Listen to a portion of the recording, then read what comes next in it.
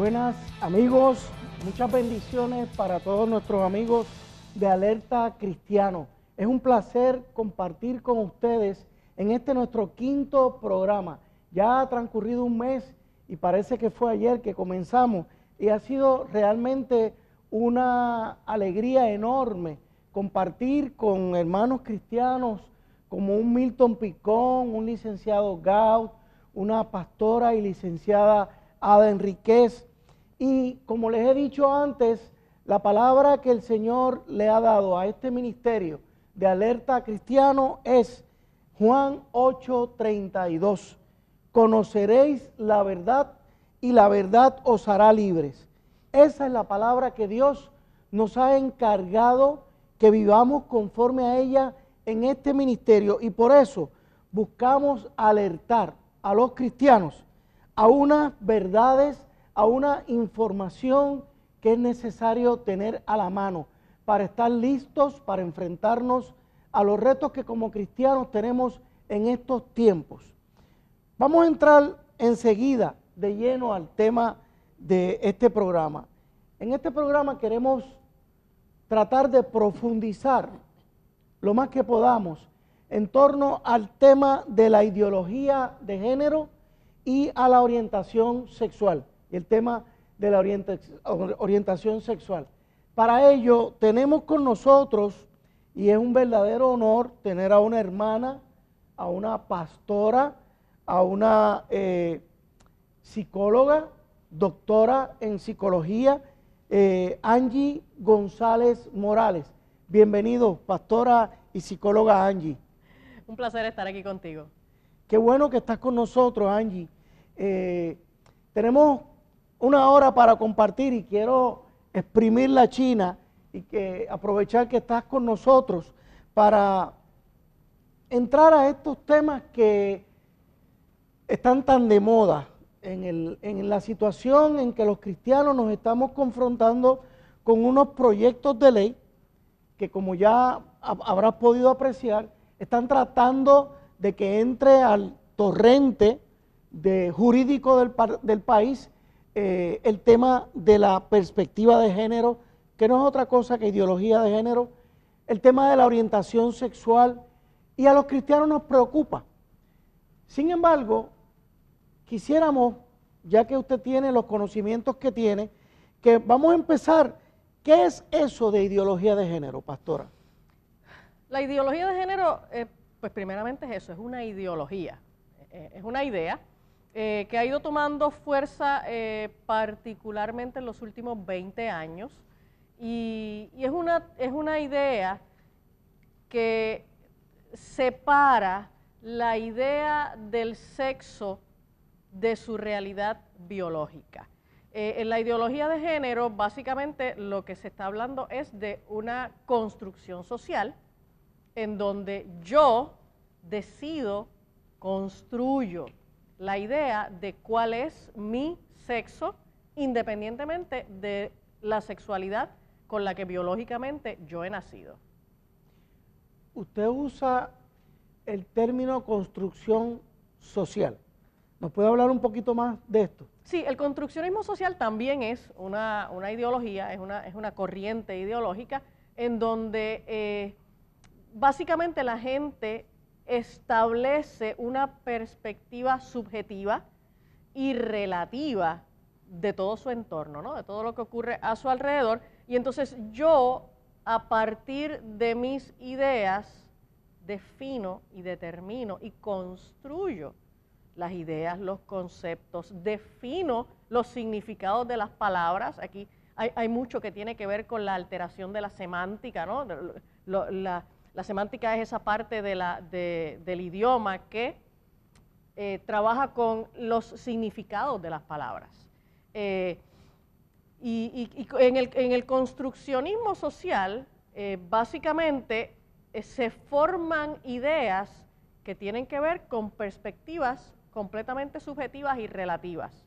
No es en blanco y negro como uno lo ve de frente, inclusive se aparta de la manera anterior como nosotros conocíamos el mundo, que era a través del método científico, Y ahora todo es un debatir de ideas y el mundo es como yo lo vea. Ok, el método científico, yo recuerdo mi época de estudiante, es eso.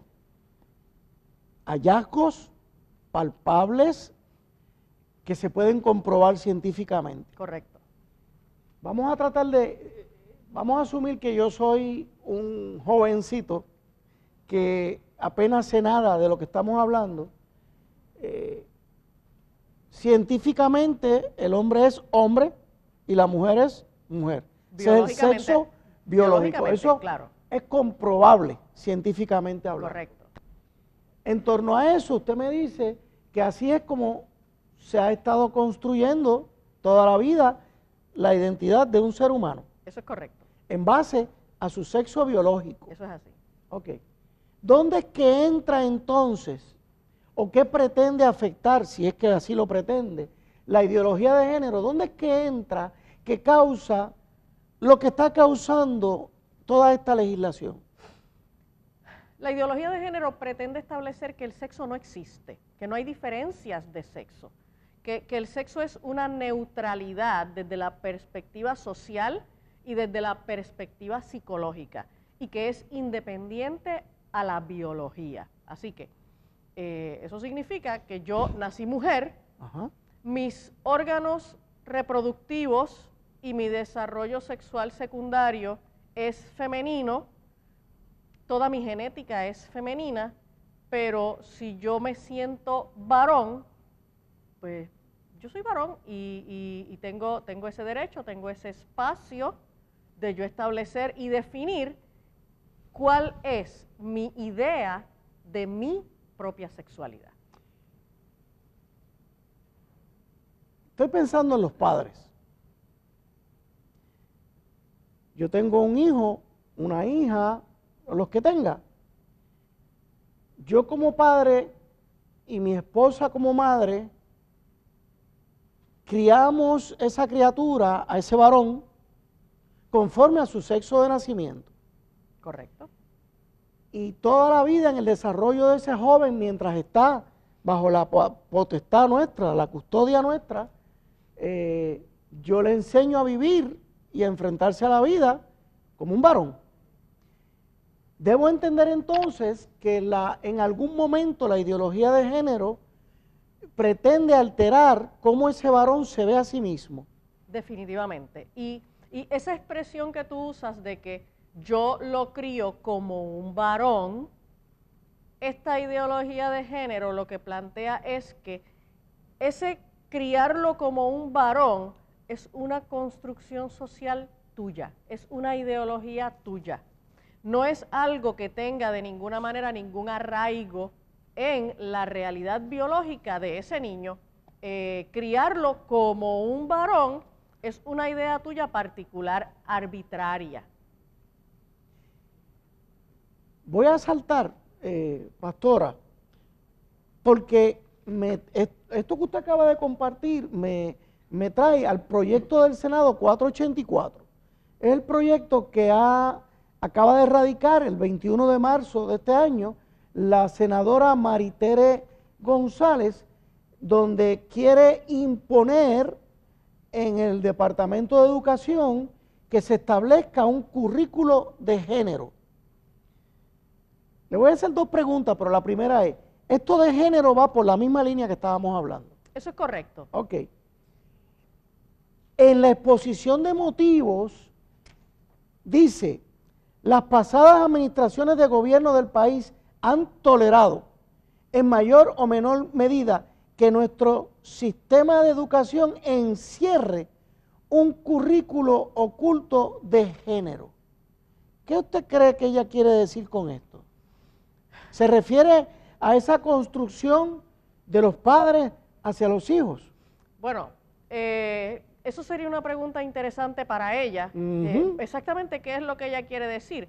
La palabra género es una palabra que realmente viene a entrar en nuestros medios a partir del Congreso de Beijing en 1995, donde por fin se establece esta palabra como la manera políticamente correcta, y así los países que participaron en este congreso de feminismo, ¿no? Así lo aceptaron, porque el género ahora es la palabra correcta en el foro público para definir la sexualidad sin anclarse en el absoluto biológico. Así que ya no es correcto hablar de varón, ya no es correcto hablar de mujer, ya no es correcto hablar de sexo, porque eso establece unos parámetros absolutos que se definen por vía biológica. De ahora en adelante hablamos de género para permitir a cada persona la neutralidad y el relativismo que esa palabra encierra. Así que cuando yo me refiero a cualquier persona, no debo hacer alusión a una sexualidad absoluta, ya no debo hablar de sexo, ahora debo hablar de género para permitir que cada persona le dé a su sexualidad el significado que entiende que tiene. Vamos a seguir estableciendo las bases, pastora. Hablamos de ideología de género y yo quisiera ahora que usted me defina qué es orientación sexual. Ok, aquí entonces ya entramos en materia que tiene que ver más con definiciones en el área de salud mental. Okay. El DSM-4, que es el Manual Diagnóstico Estadístico de los Trastornos, de los trastornos cualquiera, ¿no? Trastornos mentales, en su cuarta edición texto revisado, que es la que está vigente en este momento, establece que la orientación sexual es esa atracción erótica en la dirección de hacia un hombre, hacia una mujer o hacia ambos. Así que cuando hablamos de orientación sexual, estamos hablando de heterosexualidad, homosexualidad o bisexualidad. ¿Ahí está incluido el transgénero y el transexual? No. Desde la definición del DSM-4, el transgénero y el transexual entran en una categoría patológica, en una categoría de trastorno que es específicamente el trastorno de la identidad sexual.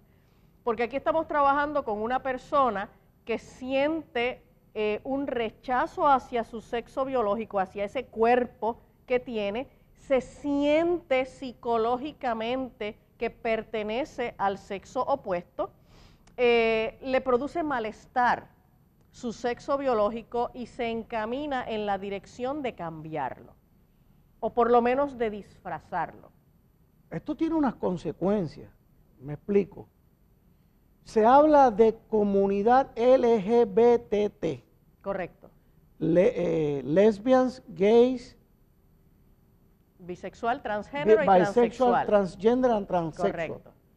Quiere decir que en ese término, que usualmente lo arropan con el término orientación sexual, me están incluyendo dos patologías. Eso es así, eso es así. De hecho, aún en los grupos que trabajan en la dirección de los derechos de estas personas, aún entre ellos hay esa disputa, existe ese debate. Si realmente estos grupos incluyen LGB, o sea, lesbiana, homosexual, bisexual, o si incluye el transgénero, o si incluye solo el transexual. De hecho, hay algunos grupos que son LGBT, pero no son LGBTT, ¿okay? Porque aún entre ellos hay esta dificultad de ellos mismos definir si los transgéneros y los transexuales entran dentro de la orientación dentro de lo que es la definición de orientación sexual. En el DSM-4 no entra. Vamos a hacer una pausa para unos anuncios.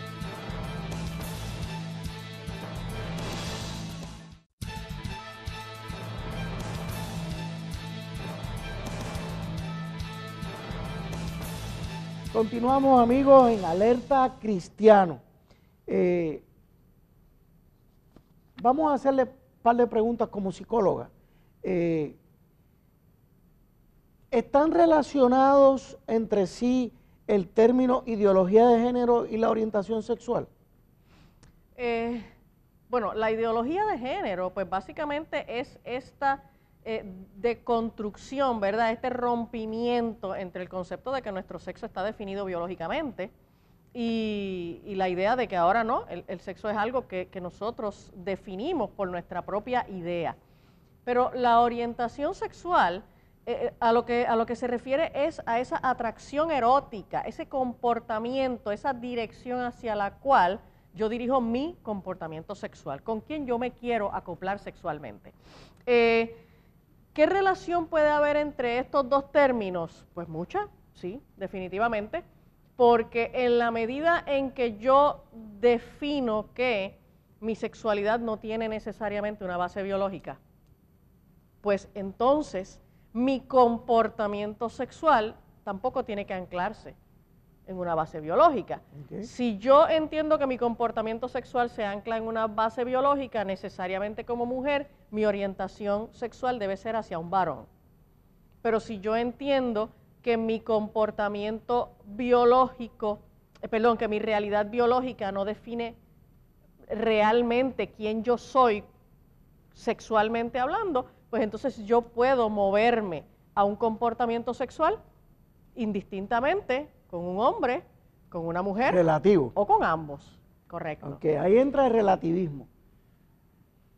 Me quedé con algo de lo que usted comentó en el primer segmento, cuando hablábamos de que habían unas orientaciones sexuales y habían unas patologías, que eran trastornos de identidad. Sí. Hace unos años atrás, la homosexualidad y el lesbianismo eran considerados trastornos de identidad. Eso es correcto, eso ¿verdad, es así. Psicóloga? Pero de repente, un día, la Asociación Americana de Psicología, de psiquiatría. El DSM-4, o sea, el manual diagnóstico estadístico lo elabora la Asociación de Psiquiatría. Decidieron que ya el lesbianismo, la homosexualidad y la bisexualidad. Correcto.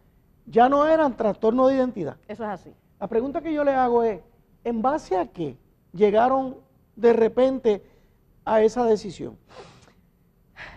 Básicamente el único estudio que se cita para en aquel momento, en los años 70, a principios de los años 70, haber hecho este cambio, es un estudio que realizó una persona que se llama Evelyn Hooker, que es un estudio que se ha impugnado tanto, realmente se ha desmenuzado, se ha atacado en todos los foros, porque realmente es un estudio que no demuestra lo que la Asociación Americana de Psiquiatría pretendía que demostraba, y en sí mismo un estudio se entiende en la generalidad de lo que es el manejo de la ciencia social, que un estudio solo no puede ser base para llegar a unas conclusiones tan radicales y tan serias como poner o quitar un trastorno de este manual.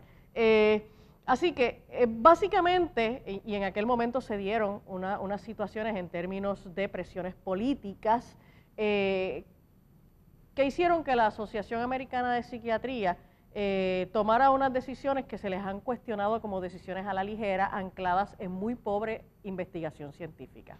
Cuando usted habla de decisiones políticas, debo entender que, por algo que yo he leído, que hubo presiones de los grupos que promueven las conductas homosexuales y lésbicas. Eso es correcto. Sobre esa asociación. Eso es correcto. Y que fue una presión terrible, feroz. Eso es así. A nivel de amenazas, a nivel de hostigamiento, que se metieron en las asambleas y hubo una presión, por lo menos los que estuvieron allí, lo que narran es que fue terrible la presión. Sí, fue un momento bien difícil, fue un momento en donde inclusive una buena cantidad de psiquiatras de la Asociación Americana de Psiquiatría se desligaron de la asociación porque entendieron que los procesos no iban conforme a la ciencia médica y a la ciencia social. Okay.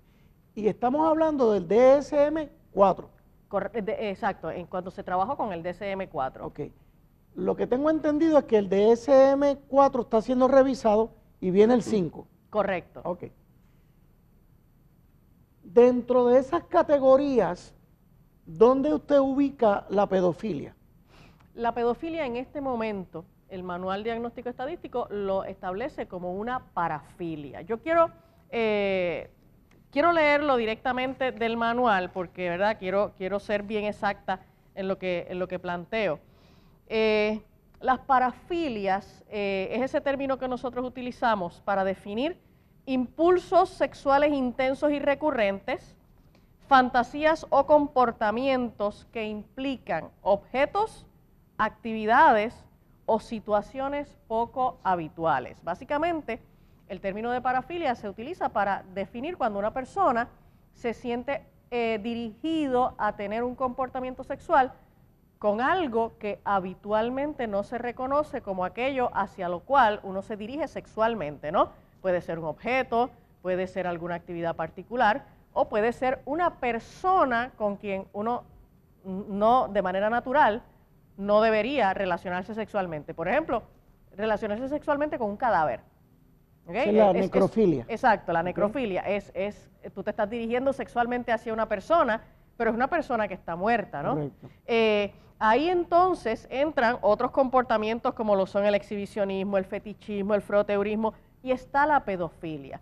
La pedofilia se establece en el criterio diagnóstico cuando un adulto, una persona de al menos 16 años de edad, no tiene que ser necesariamente un adulto, puede ser un adolescente de 16 años hacia arriba, se siente atraído sexualmente por una persona de 13 años o menos y tiene su comportamiento sexual en esa dirección. Ok, perdóname. Se siente atraído sexualmente. Se siente atraído sexualmente. ¿En qué se diferencia esa atracción sexual de ese joven de 16 a un niño de 10 años de la atracción sexual que puede tener un hombre hacia otro hombre? Desde la perspectiva... ¿El objeto sería la diferencia? Sí, desde la perspectiva de salud mental en este momento, a base de estas definiciones, la diferencia está en que un comportamiento hacia otra persona de tu misma edad o un adulto, sea hombre o sea mujer, es un comportamiento sexual normal o válido, pero una atracción o un comportamiento sexual dirigido a una persona de 13 años o menos no constituye un comportamiento normal o válido porque esta persona no está aún en una etapa de desarrollo de su sexualidad que le haga competente para el acto sexual.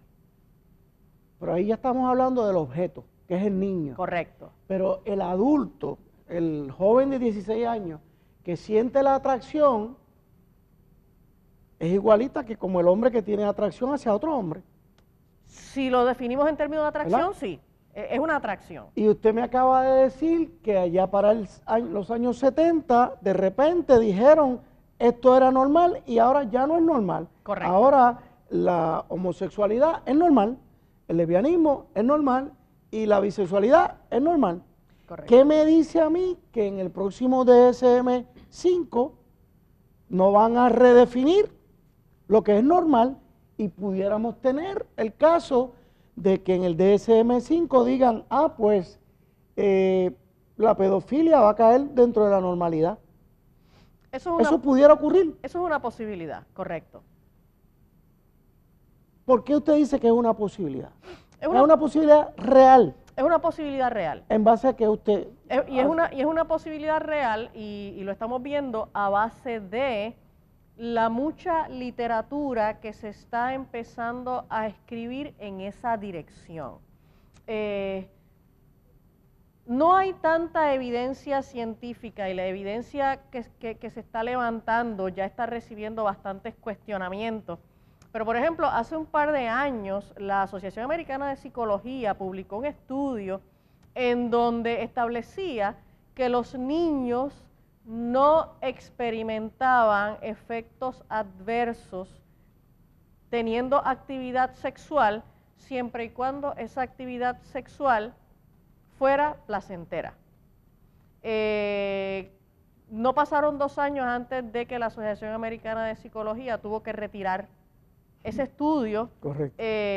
Porque realmente no, tú sabes, era un estudio que tenía una muestra muy pobre y era un estudio que estaba viciado de muchos defectos, y la realidad es que es un solo estudio frente a una avalancha de investigación que por las pasadas décadas ha establecido que para los niños es perjudicial entrar en actividad sexual, no solamente con adultos o adolescentes. Para los niños es perjudicial entrar en actividad sexual entre sus pares, lo que en psicología le llamamos juegos sexualizados, ¿no? Correcto. Cuando son de la misma edad, pero están replicando entre ellos comportamientos que han observado en la televisión o entre adultos, ¿no? ¿Usted consideraría a un joven de 14 años un niño o un adulto? Eso depende a quién se lo preguntes. Si se lo preguntas a la Asociación Americana de Pediatría, hay que considerar un niño hasta los 21 años de edad. Ok. ¿Por qué le hago esta pregunta, pastora? Porque cuando el Código Civil se presentó en el año 2007, una de las disposiciones que decía era bajar la edad del consentimiento sexual a 14. En España, hoy, si no me equivoco, está en 12. O sea, esto no será una estrategia para ir preparando al mundo para que en un momento dado bajamos la edad de consentimiento sexual, por lo cual no habría delito. Claro. Si un joven de 14 años entra en una relación pedófila o sexual con un hombre de 50 años, ¿no será eso una estrategia para ir preparando al pueblo para aceptar una posible redefinición en el DSM-5? Pudiera verse de esa manera, como quiera bajar la edad de consentimiento sexual hasta los 14 años, deja fuera la idea de la pedofilia, porque la pedofilia es 13 años hacia abajo, pero sí el término pederasta es el que entonces aplica a aquel adulto que tiene comportamiento sexual con adolescentes, específicamente en esa etapa temprana de la adolescencia, 13, 14, 15, 16 años. Así que bajar la edad de consentimiento sexual sí puede entonces darle paso a que el pederasta pues tenga entonces el acceso de tener relaciones sexuales, por ejemplo, con chicos de 14 años. La generalidad en su profesión como psicóloga, ¿se considera que un joven de 14 años es apto para consentir en una relación amorosa, sexual, con un adulto de 20, 21, 30 años, un adulto? Si está apto para consentir un acto sexual, eso es algo que en esa etapa es tan subjetivo y uno tiene que evaluar tantos factores particulares de ese individuo. Lo que sí podemos decir es que en esa edad difícilmente una persona está preparado para asumir las responsabilidades asociadas a estar activo sexualmente. Vamos a hacer una breve interrupción.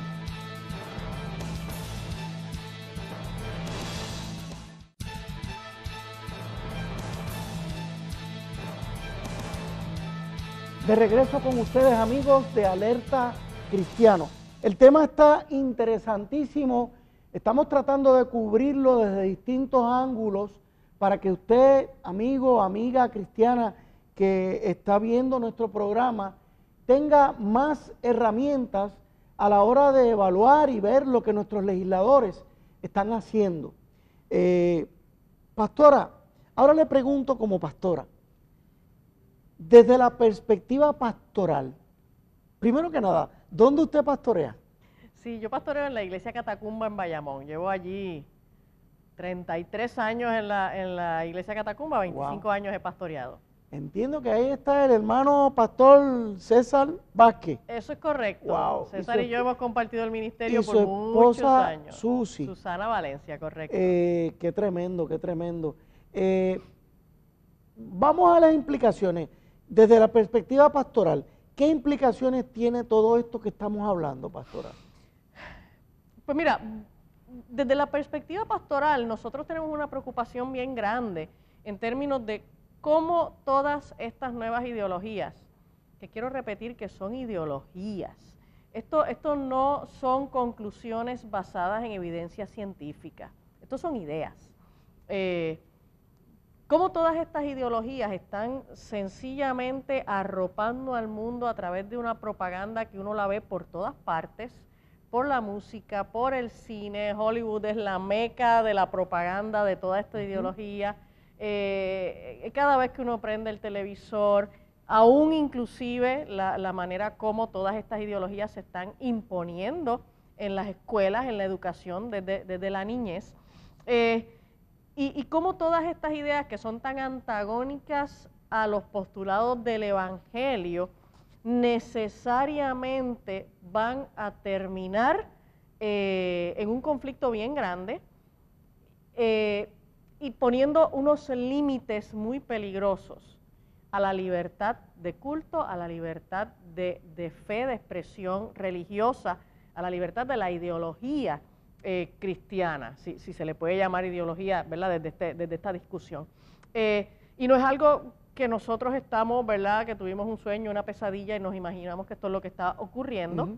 Esta es la realidad en Europa, esto es la realidad de los países nórdicos, en donde a través del establecimiento de estas ideologías, como la ideología respaldada por el gobierno y específicamente en la educación pública de estos países, pues se constituye en un organismo que empieza a poner límites a las expresiones públicas y a la libertad de nosotros decir que eso no es lo que nosotros creemos, lo que nosotros creemos es esto otro. Esto es impensable, de veras. Uno tener la idea de que algún día nosotros no íbamos a pensar que porque nacimos varón o porque nacimos mujer, eso es lo que somos el resto de la vida, ¿no? Para mi tiempo pues no existían los sonogramas, pero yo recuerdo que siempre cuando un niño nacía, pues era ese momento en que ese bebé salía del vientre de su madre y la primera pregunta de esa mamá era, ¿qué es? Y ese ginecólogo decía, ¿es un nene o es una nena? ¿Okay? Ahora, pues eso se hace un poco antes, algunos meses que ya se ha elaborado la gestación, pues entonces nos hacen un sonograma y la pregunta de esos padres es la misma. Correcto. ¿Qué es? ¿Es un nene o es una nena? Y la respuesta a esa pregunta define muchas cosas en lo que esos padres quieren hacer. El Papa Benedicto XVI, quiero leer una cita porque da una explicación que me parece bien resumida de toda esta idea general, ¿no? Él dice que la ideología de género es la última rebelión de la criatura contra su condición de criatura. Con el ateísmo, él sigue diciendo, el hombre moderno pretendió negar la existencia de una instancia exterior que le dice algo sobre la verdad de sí mismo, sobre lo bueno y sobre lo malo. Con el materialismo, el hombre moderno intentó negar sus propias exigencias y su propia libertad que nacen de su condición espiritual. Y ahora, con la ideología de género, el hombre moderno pretende librarse incluso de las exigencias de su propio cuerpo. Se considera un ser autónomo que se constituye a sí mismo, una pura voluntad que se autocrea y se convierte en un Dios para sí mismo. Definitivamente, la última rebelión. Exacto. Que comenzó para nosotros en el mismo Génesis. Exacto. ¿No? El tener el control. Exacto. Así que esto es yo mirarme en el espejo y decir, yo nací mujer, pero yo soy lo que yo quiera. Correcto. Y las implicaciones de eso son terribles. Terribles. Terribles porque se vira el mundo patas arriba. O sea, esto es una revolución que me pone a pensar en esas consecuencias que usted menciona. Por ejemplo, ya sabemos que por 10 o 15 años esta ideología de género ha sido implementada en Europa. Eso es así. Yo le doy gracias a Dios todos los días porque pues me da pena que esos hermanos hayan vivido esta experiencia, pero Puerto Rico tiene que mirar esa experiencia. España, los países nórdicos, Canadá, algunos estados de los Estados Unidos ya llevan años con esta con esta filosofía revolucionaria que está alterando el orden social. Y cuando digo alterar el orden social, me refiero a que hasta redefinen la familia. Claro. Lo redefinen desde la sexualidad hasta la composición familiar y todo se vale. Hablando de la famosa palabra esta de me vale. Aquí es al revés. Aquí es que todo se vale. ¿Qué implicaciones concretas usted ha podido ver en esos países?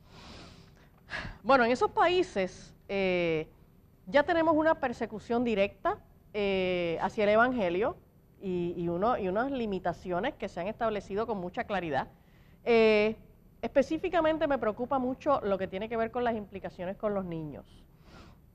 Porque en estos estados ya se ha establecido por vía de la educación unas imposiciones en donde a estos niños, por ejemplo, se les exige que participen de actividades como los llamados Cross-Dressing Day, en donde este día los niños tienen que ir a la escuela vestidos de niñas, las niñas tienen que ir a la escuela vestidas de niños. En ánimo de sensibilizarlos. En ánimo de sensibilizarlos y que, no sé, una niña sienta lo que es ser niño y un niño sienta lo que es ser niña. Tienen que entonces participar de juegos que tradicionalmente son de otro sexo, tienen que comportarse como si fueran del otro sexo, ¿no?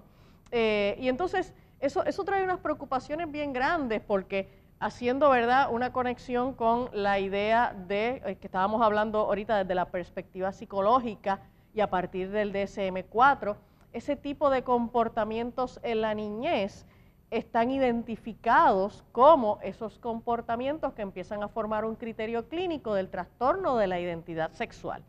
Así que uno dice, bueno, pero entonces, por vía de una legislación en un estado se impone en una escuela obligar a los niños a participar de unas actividades que pudieran entonces iniciar unas conductas, promover unas conductas que desde la perspectiva psicológica se consideran que son unas conductas que pueden ir degenerando en un trastorno de la sexualidad. En este momento existe el debate en Washington sobre el niño o niña que están criando, ¿verdad?, de su sexo opuesto, y que este niño, pues, su colegio le negó que utilizara el baño de su sexo opuesto, que es el sexo que él entiende que tiene, ¿no? Esto es un niño, nació varón, pero se está criando como niña. Y entonces, eventualmente, se nos va a definir que una persona entra al baño que sienta entrar, ¿no?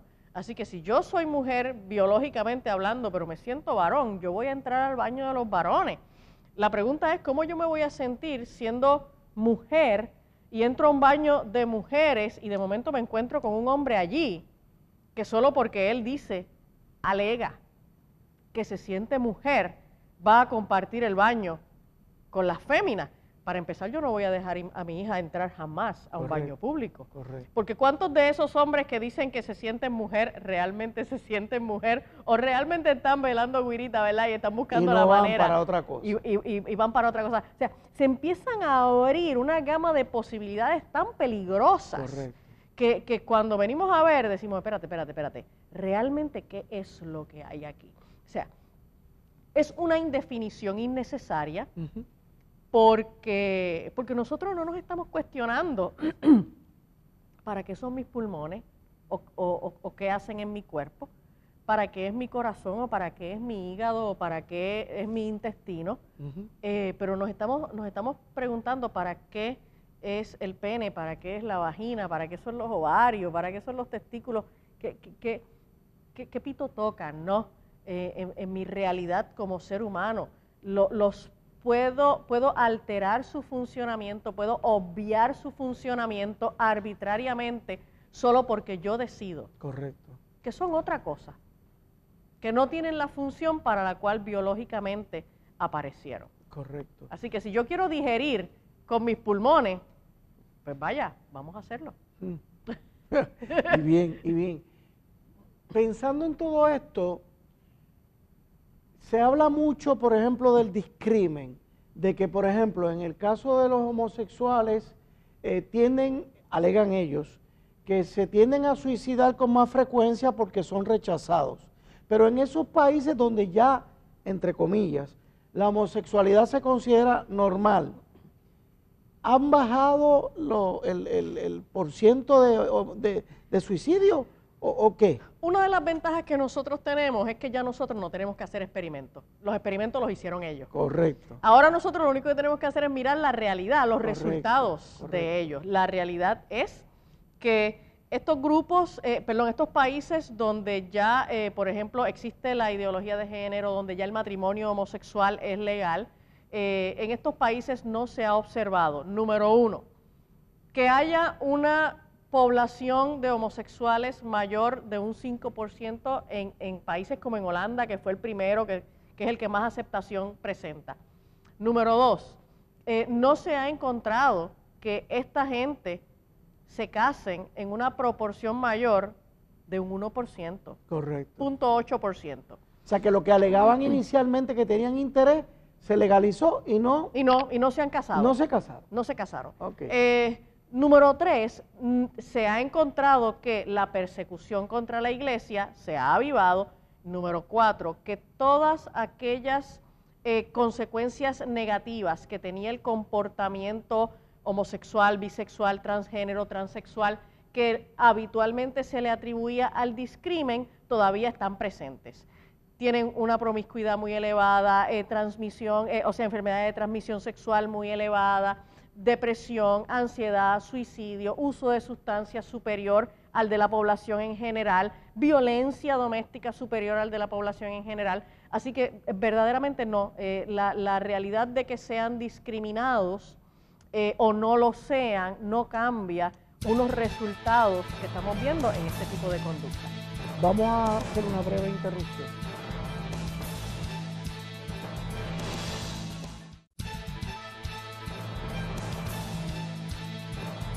Alerta Cristiano, bienvenidos nuevamente a nuestro último segmento de este programa, que como ustedes han visto, amigos, el tema es interesantísimo, pero no podemos bajar la guardia. Tenemos que seguir capacitándonos.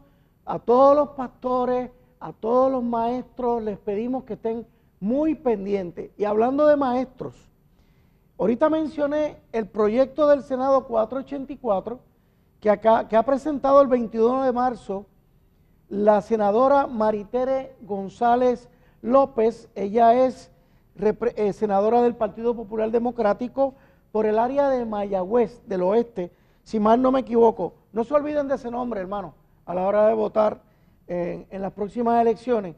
Ella está, miren lo que sucede, hermanos, allá para el 2007-2008, los cristianos nos levantamos en brote, como dicen en mi pueblo, allá en Río Grande, cuando vimos que el secretario de Educación de aquel entonces, Aragunde, estaba comenzando a implementar la Carta Circular número 3 del año 2008 al 2009.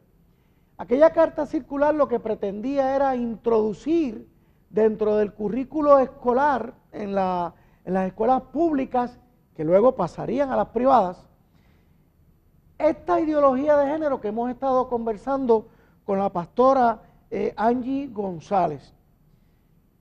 El efecto de la movilización cristiana fue tal que, aunque no lo quieren reconocer, Aníbal Acevedo Vilá perdió las elecciones en gran parte porque el voto cristiano se le retiró, porque no quiso cancelar esa carta circular. ¿Qué sucede, amigos?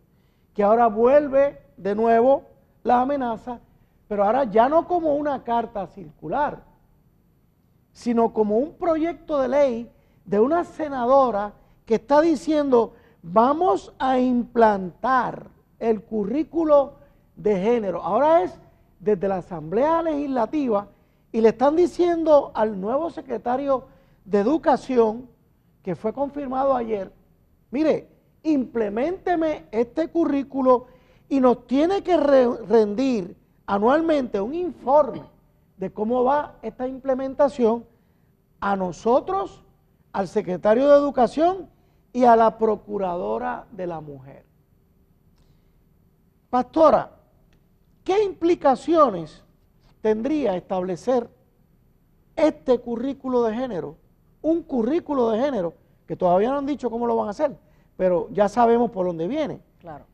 ¿Qué implicaciones tendría la implementación de este currículo? Bueno, la primera preocupación que yo tengo con ese proyecto es que yo no creo que las determinaciones de currículo se deban hacer por vía legislativa, zapatero a sus zapatos. Correcto. Yo creo que las determinaciones de currículo las tienen que hacer los profesionales en la pedagogía, ¿no? Y entonces, de momento que venga por vía legislativa la imposición de una ideología, y esto es lo más importante que la gente tiene que entender, esto es una ideología que no tiene ninguna evidencia de impactar positivamente esas dos áreas principales a través de las cuales inicialmente se introdujo, que fue reducir la violencia doméstica, que luego le llamaron la violencia de género. Y segundo, reducir el llamado bullying en las escuelas, ¿no?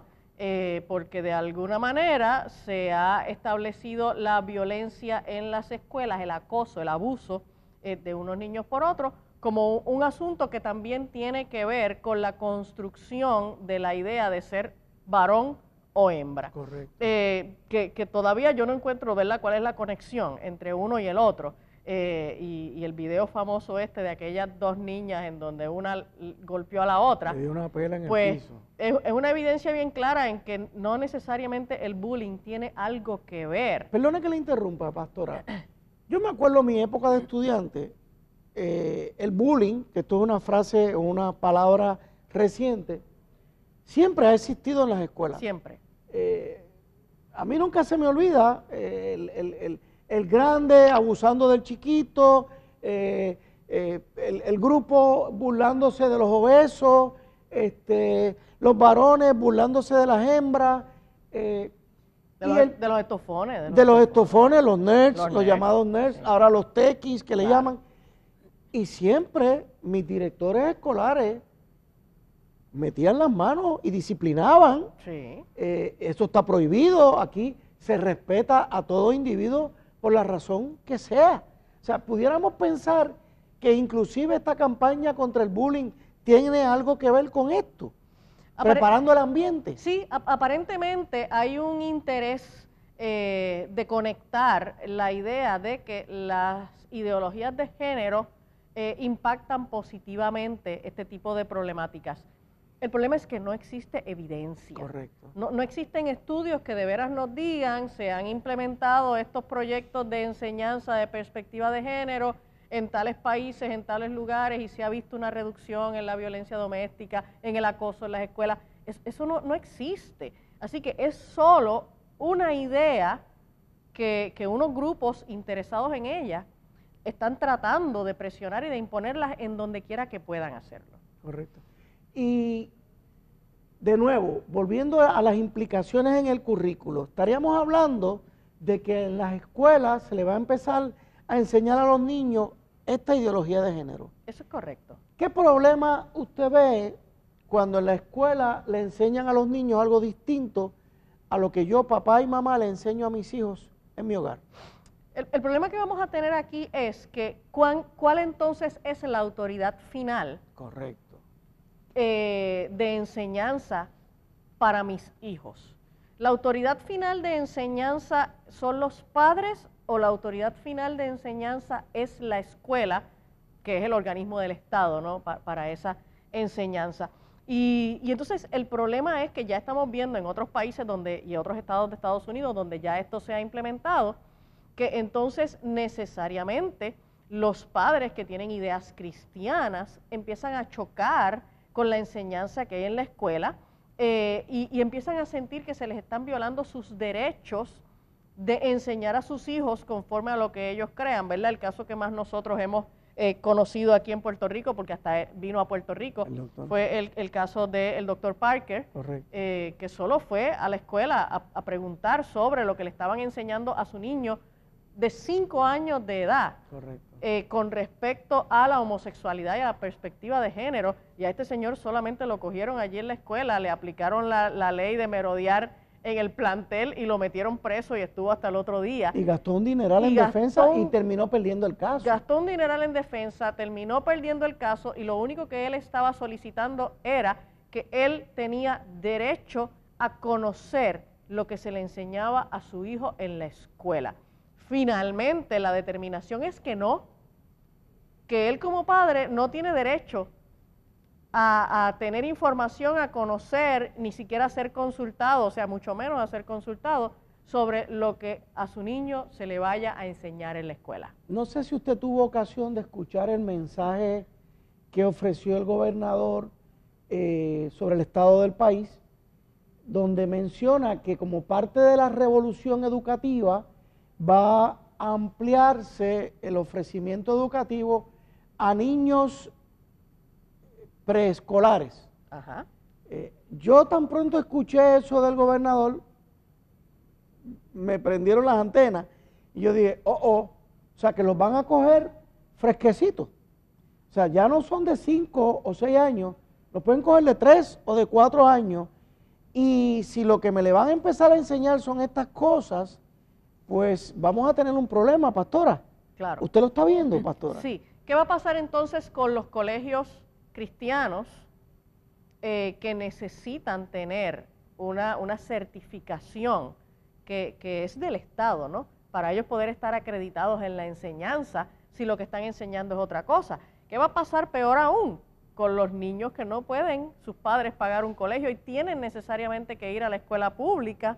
Pues ¿qué va a pasar entonces con estos niños que necesariamente se les van a estar enseñando unas ideologías que son diferentes a las que les enseñan en su casa, que en el último análisis tenemos derecho a tener nuestras ideas particulares, pero ninguna de esas ideas puede ser impuesta por el Estado? Y yo le añado, pastora, ¿qué va a pasarle a los padres y a los pastores cuando esos niños le digan, pastora, pero eso no es lo que a mí me está enseñando la maestra en pre-kinder? Correcto. Eso no es lo que la maestra me está enseñando en elemental.